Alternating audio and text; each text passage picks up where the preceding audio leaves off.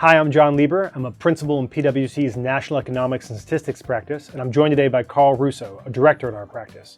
So Karl, PwC recently released its tax policy outlook for 2020, and one of the things we highlighted in there is the effects of the Tax Cuts and Jobs Act on the economy 2 years on.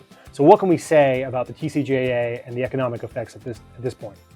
One of the things that's clear is that there has been a very strong labor market, which has helped undergird economic growth in the recent period. And that's consistent with the tax reductions on the individual side that were part of the Tax Cuts and Jobs Act, the reduction in the marginal rates and the increases in the refundable tax credits to stimulate demand. And you've seen that with unemployment at the lowest rate that it's been in 50 years.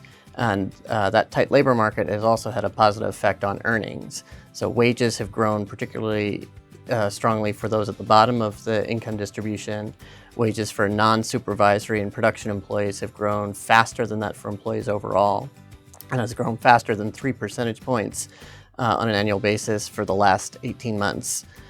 And that strong demand has helped undergird economic growth. One of the things that's been surprising to some is that business investment has not been as big a part of economic growth story since the Tax Cuts and Jobs Act. Right, and that's surprising because of the composition of the bill, which was a sizable reduction in the corporate tax rate, but also a new incentive to invest today in the form of bonus depreciation.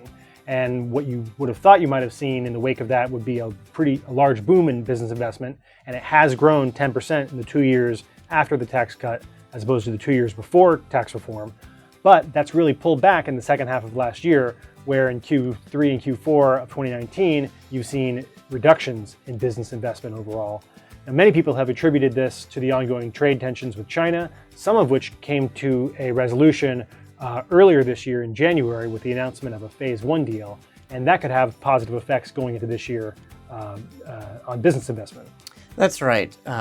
There has been a resolution of some of the factors of uncertainty which may have been inhibiting business investment, though as part of the design of the Tax Cuts and Jobs Act, some of the stimulative features do expire, including the bonus depreciation elements that you mentioned.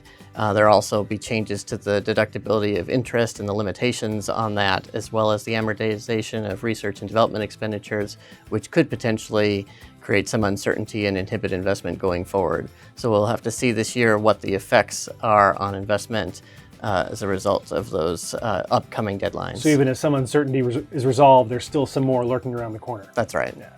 Thank you for joining us, and we'll see you again next month.